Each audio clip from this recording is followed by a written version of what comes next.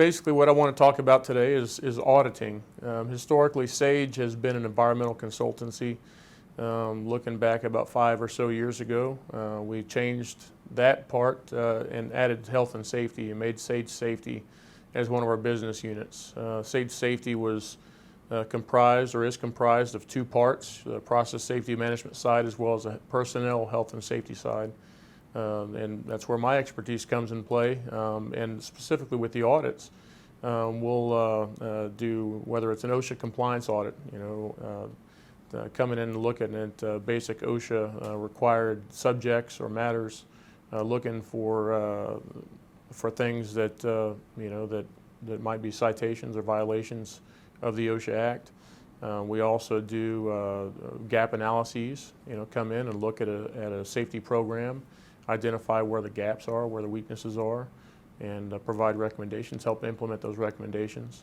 Another section that we do of audits is safety management systems, where we can come in, audit to the management system, whichever management system it is, identify gaps in the management system, and help provide recommendations and find out where your holes are, and ultimately make it a safer place in your company or at your site.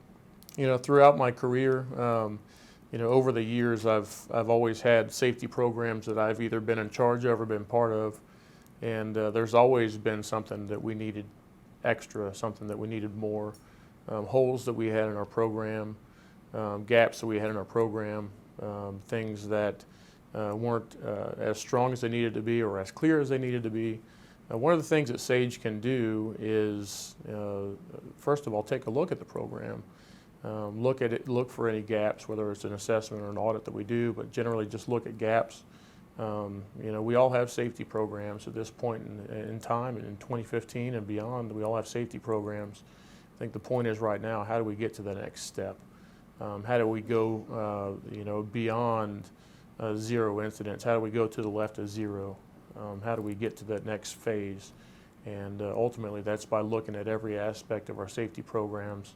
And bolstering them up, whether it's by implementing a management system if you didn't have one before, really getting granular into your training, getting away from your run-of-the-mill computer-based trainings and getting a better training plan in place.